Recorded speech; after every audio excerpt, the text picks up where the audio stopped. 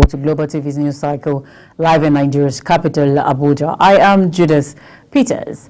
The Minister of State for Police Affairs, Ayman Suleiman Ibrahim, has revealed that the Police High Command will execute President Bola Tinubu's directive for the withdrawal of police personnel from VIP security duties and developing a community policing strategy, amongst others.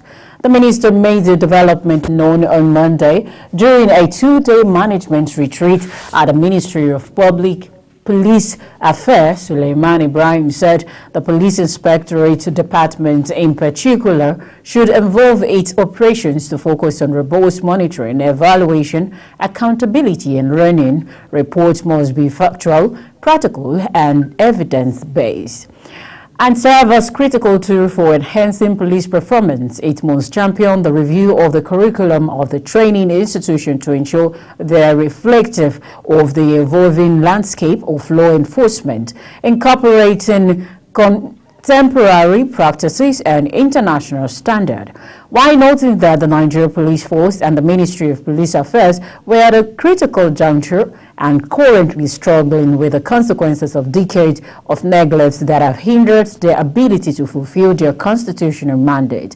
He added that the ministry was committed to allowing its efforts to contribute to the realization of Mr. President's vision for a renewed, highly effective NPF.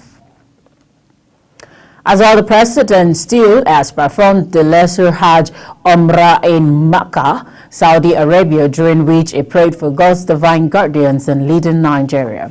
The president embarked on the Islamic rite at the end of his official duties in Riyadh, the capital of Saudi Arabia, where he participated in the Saudi African Summit on Friday.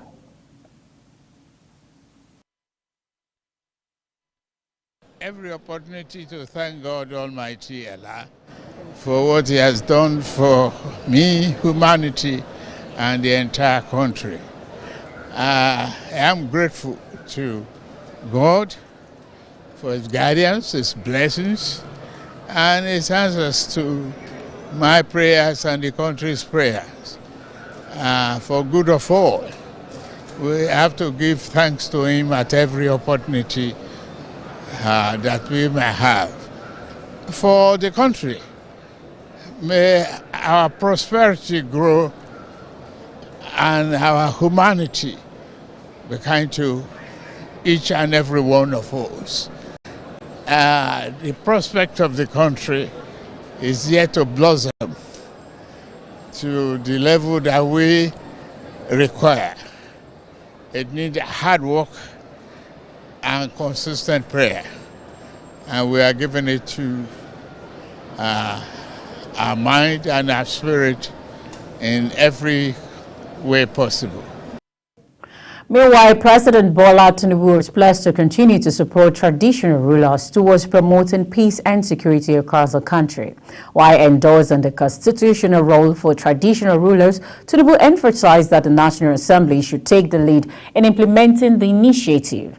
The president stated this at the weekend in Ondo Town, headquarters of Ondo West Council, during the 70th birthday celebration of Oba Victor Kiladejo, the Osemawi of Ondo Kingdom, held at the diocese of Ondo Cathedral Church of St. Stephen.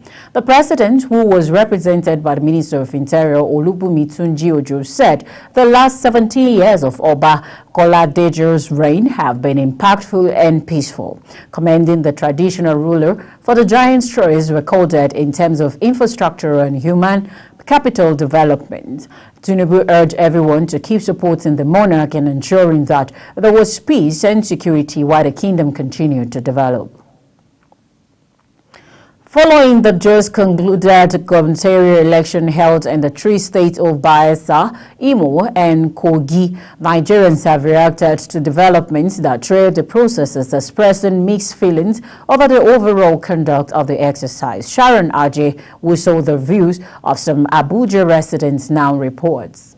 While the winners of the elections and their supporters are celebrating, Mohammed Ibrahim has urged other candidates who trailed behind to rally.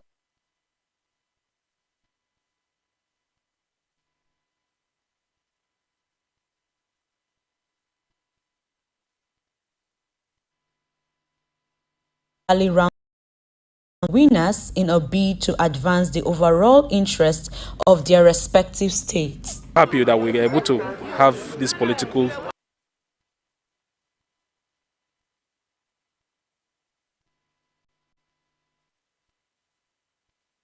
space from the last 23 years. And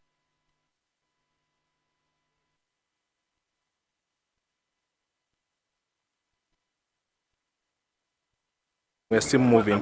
So what actually has happened, naturally in every contest there must be a loser and there must be a winner. So I advise the losers to take all the constitutional measures to seek for their redress in court. But then, in summary, if they can also work with the winner, the most important thing is everybody wants to lead, but everybody cannot lead. One person needs to really lead. So all they need to do is just to see if they can join hands with the present winners and see how they can really put up their ideas together with the present winner and move the states forward. Not impressed with the electoral process, Femi stated that violence has become a norm during elections in Nigeria, expressing the fear that the country may be losing touch as a democratic nation. By now, in the 21st century, we did not get it right. What happened in 1983 was because of elections. That's why military came in December 31st. That was the reasons. And if by now, in 1999, when we have another democracy, if by now we did not get it right, I don't know where we are going to get it right now. That is why we must go back to the National Assembly and amend the laws.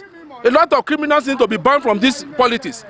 Once you are found guilty in election malpractice, you will be stay away from politics. That's the solution. Even for execution, they should kill them so that we can move forward.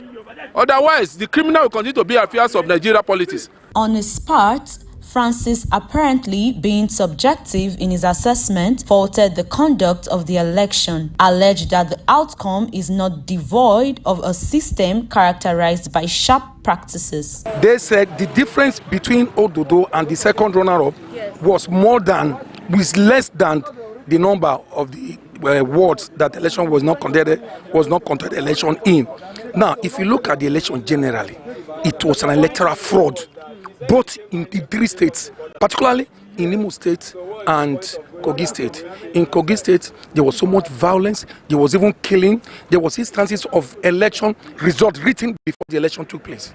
So what do you call that? Even the electoral act that have been passed has taken no effect. And this is what is making the country to be like this. Sharon Ajay reporting for Global TV News. Former Chief of Army Staff Lieutenant General Tukur Buratai says nation building and curbing all forms of insecurity bedeviling the nation can be tackled when patriotic and committed Nigerians are recognized and awarded for their commitment to the cause of Nigeria. Buratai made the remark at our Nigeria News Awards event held in the nation's capital, Abuja. Global TV's correspondent Anthony Momo now reports. This August gathering is here to witness the Nigerian News Award aimed at celebrating and awarding unsung Nigerians who have contributed to the development of the country. Former Chief of Army Staff Ambassador Tukur Buratai stated that the award and recognition of outstanding citizens causes ripple effects across generations in development of the country. You can see many of them have received award in terms of security. You see there are people standing there, you see the director, the SS, the director of has received this award. So this one very opportunity to encourage them to continue. In his welcome address to the gathering, Chairman Planning Committee of the event, Ita Peters, harped on the importance of rewarding hard work and patriotism, while the publisher of our Nigerian News magazine, Dr. M.S. Abubakar, read out the successes of recognizing citizens. Professor Emmanuel Dandura, His Royal Highness Oba Hamid Onyelude, and other awardees expressed their confidence in a new Nigerian project and the need to appreciate efforts of outstanding citizens. There is no gainsaying that to whom much is given, more is expected.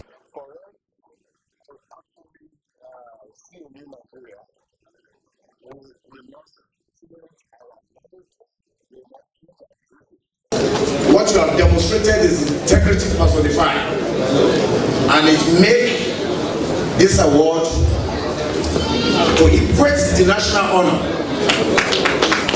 He is from the southeast and Buratai is from the north, and you can see the synergy that they had with themselves.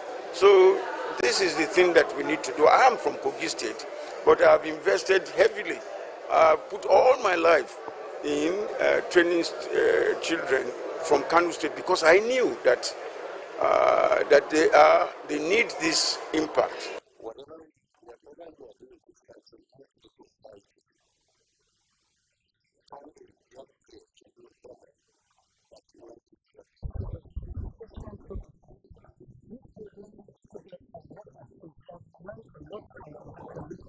Thus, the recognition and awarding of patriotic citizens will only enhance nation-building processes.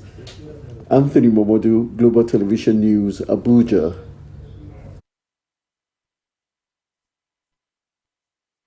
To launch an application known as NAS Eyes to monitor budget transparency and implementation by ministries, departments and agencies, MDAs of government.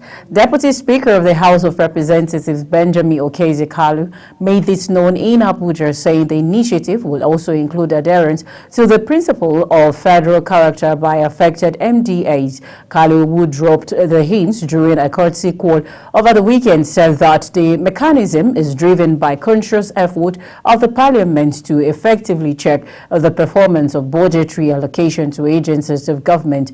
Meanwhile, the Chairman Senate Committee on Finance, Musa Sani, said genuine and deliberate collaboration between the legislature and executive arms of government could produce a robust fiscal policy that would effectively address Nigeria's economic challenges and boost revenue generation.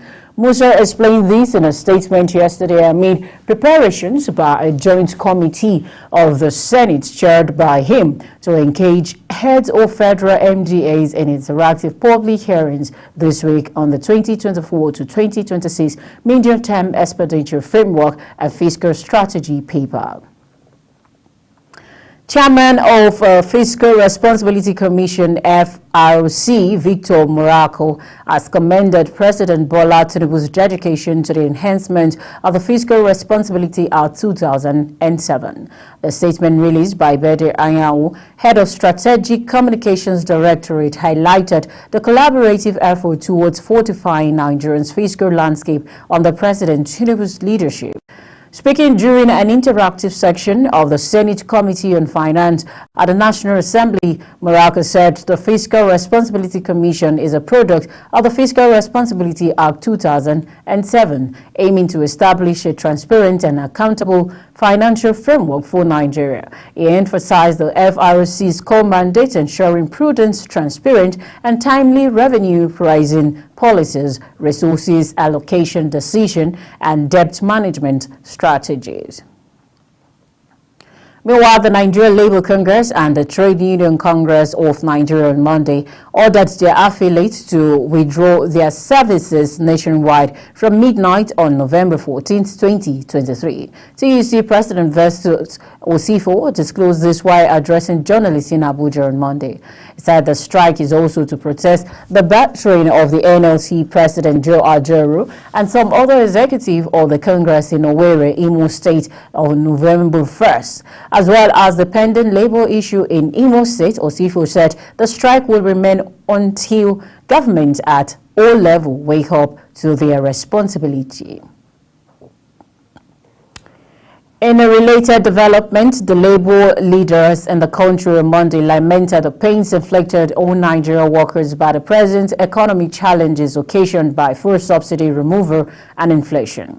They said the cost of transportation has skyrocketed while food prices are soared astronomically. The three-day seminar themed creative and innovative strategies to manage workers' expectation and reality in a challenging economy is held between Monday and Wednesday this week. While admitting that the government of President Bola Tinubu is new, David, however, called on the government to do more to improve the welfare of Nigerian workers in the face of the challenging situation. As well, the indigenous people of Biafra on Monday slammed the Directorate of State Services for denying Nnamdi Kanu access to visitors. The pro-Biafra group stated this in a press statement issued by its spokesman, Imam Powerful, on Monday, adding that the DSS refusal to grant Kanu access to visitors is a calculated attempt to torture and make things difficult for him. The statement read on Thursday, November 9, 2023, that DSS refused to allow Mazi Kanu access to his visitors on a flimsy excuse. The DSS claimed of not having enough personnel to handle the logistics for Mazi Nnamdi Kanu's visitor because of Imo, Bayelsa, and Kogi state election as a reason for denying him access to his weekly visitor is ridiculous, laughable. The Acting Comptroller General of the Nigerian Immigration Service, Caroline Adekpoju, on Monday ordered an immediate investigation into the cause of Sunday's auto accident that killed at least 4 personnel of the service. Briefing journalists at the service headquarters in Abuja, the NIS Public Relations Officer Dotun Aridigbe said the CGI also declared 3 days of mourning even as flags will fly at half-mast at all commands nationwide. This is as 7 injured personnel are undergoing treatment at the Aminu Kano Teaching Hospital, Kano, and burial arrangements are on the way for the departed persons. Dotun says the Acting Comptroller General of Immigration is deeply grieved by this loss and she is personally extending her condolences and support to the families of the deceased.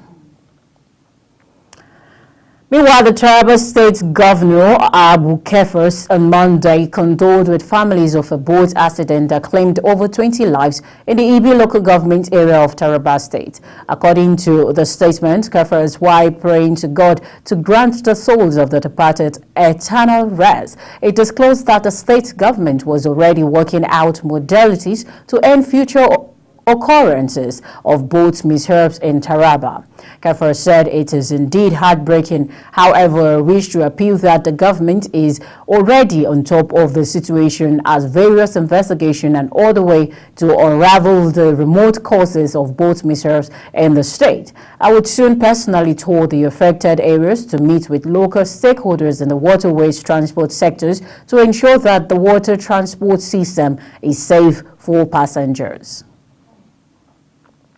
The Independent National Electoral Commission, INEC, has scheduled election in some part of Kogi State for Saturday, November 18, 2023.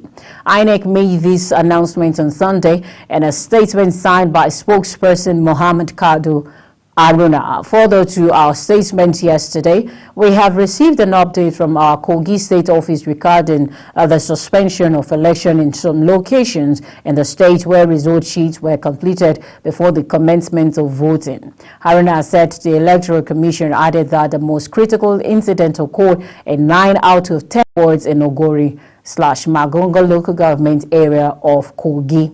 Polling units and 15,136 registered voters remain suspended in 9 with Section 24(3) of the Electoral Act 2022 and Clause 59 of INEC Regulations and Guidelines on the Conduct of Election 2022. Fresh election will be held on Saturday, 18th November 2023 in the affected polling units, INEC said. It further said that the decision to hold fresh election is subject to the returning officer's determination of the application of the margin of lead principle. However, this decision is without prejudice to INEC avowed commitment to follow the audit trail of personnel and materials to abstain those who may have been complicit in undermining the process and apply appropriate sanctions where necessary. So the Independent National Electoral Commission, INEC, has again adjourned the collection of governorship election results from the local government areas in Bayelsa State to 6 p.m. today. The state returning officer, Professor Kuchera Farouk, announced this adjournment after the collation of results from Sagbama, Nembe, and Ekeremo local governments. The 2 remaining local governments are Braz and Southern Ijo. Meanwhile, the chairman and members of Osun State Statutory Commissions were on Monday sworn in by the State Deputy Governor Kola Adewusi. The inauguration followed the successful screening and confirmation of the nominees by the State House of Assembly. The commission, whose chairman and members took oath of office, includes the Osun State Independent Electoral Commission, Osun State Judicial Service Commission, Osun State Civil Service Commission, and Osun State House of Assembly Service Commission. Earlier, a statement by the press secretary to the Speaker of Osun State House of Assembly, Tiamiyo Olamide, said, having concluded the processes of screening and confirmation of nominees, the House had forwarded its recommendations to the Governor Ademola Adeleke.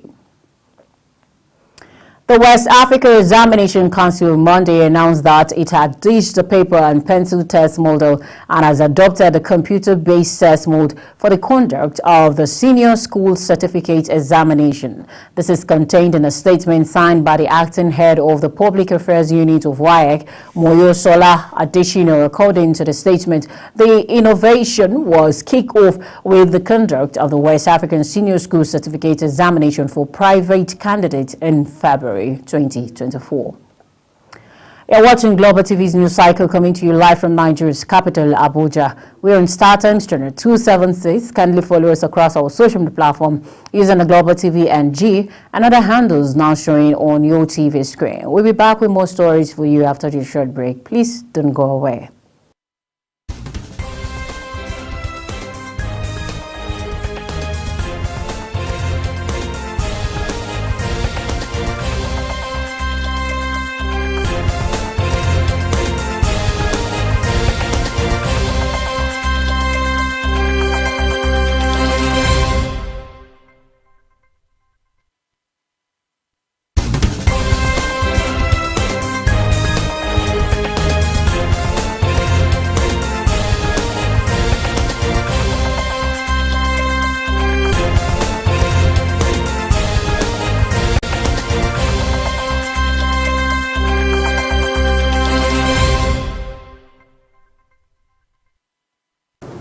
Welcome back, and if you're just joining us, it's still Global Television bringing you live broadcast of the news cycle from Nigeria's capital, Abuja. Let's take a look at some foreign news where the latest negotiation towards a global treaty to combat plastic pollution opened in Nairobi on Monday, with tensions expected as nations tussle over what should be included in the pact. Some 175 countries agreed last year to conclude by 2024 a UN treaty to combat the plastic blooding oceans floating in the atmosphere and infiltrating the bodies of animals and humans. Negotiators have met twice already, but September, and the policy option it contains. The draft presenting the various ways forward will form the basis for the high-stakes deliberation at the UN Environment Group, UNEP, headquarters in Nairobi. With more than 2,000 delegates registered and advocates from Environment and Plastic Group also in the room, the negotiations are expected to get heated as the details are hammered out. As well, the British leader Rishi Sunak on Monday sacked controversial Interior Minister Suella Braverman as he reshuffles a stop team ahead of a general election expected next year. Sunak has come under growing pressure to exit Braverman as outspoken right-winger after critics accuse her of heightening tension during weeks of continuous pro-Palestinian demonstration and counter-protests in Britain. It was not immediately clear who will replace Braverman, but who was appointed to the post when Sunak became Prime Minister just over a year ago. Major ports handling 40% of Australia's freight trade have reopened. Operators DP World said Monday, 3 days after they were crippled by a cyber attack. DP World caught its system from the internet with the attack was detected Friday, preventing trucks from unloading or picking up cargoes at ports in Sydney, Melbourne, Brisbane and Fremantle. DP World Australia is pleased to announce that operations resumed at the company's ports across Australia. The operator said in a statement, the firm said it has successfully tested key systems overnight before reopening. It said it expected to move 5,000 containers out of the 4 terminals during the day, not far from industry estimate of their usual daily traffic. Australia's National Cybersecurity Coordinator, Darren Goldie, said DP World did the right thing by cutting off its internet access to prevent the attack from spreading. The Australian government called emergency meetings with the company industry representatives over the weekend to manage its response. As well, the U.S. Senate Tim Scott announced on Sunday that he is withdrawing from the U.S. presidential race, saying voters had given him a clear message of not now. The South Carolina lawmaker, who was running to become the first black Republican president, had been struggling to rise above the pack in the party's crowded field. Polling in 6th place among Republican primary candidates, the 58-year-old had only 2.5% of the vote, according to Real Clear Politics average of recent major opening polls. Scott officially announced he was running for the Republican nomination in May after spending months visiting the states considered crucial to gaining early momentum in the contest. During his campaign, he frequently underlined his Christian faith and the conservative values he learned growing up in a poor single-parent household. And now in business news, ahead of tomorrow's Tuesday release of October 2023 inflation figures by the National Bureau of Statistics Multinational Profession Service Network KPMG has said that headline inflation in Nigeria will reach 30% by December 2023. Nigeria's current inflation rate for the month of September is 26.72%. KPMG, in its Microeconomy Review H1 2023 and Outlook for H2 2023 released at the weekend, anticipated that the current inflationary pressure in the economy will persist into H2 2023, stressing that headline and food inflation are more likely to ease soon as the depreciation of Naira continues to reinforce the inflationary impact of fuel subsidy removal, fear high import prices and production costs caused by imported inflation. The report noted that recent reforms in the petroleum industry, like the fuel subsidy removal and unification of the foreign exchange market, will be responsible for the projected spike in prices of goods and services.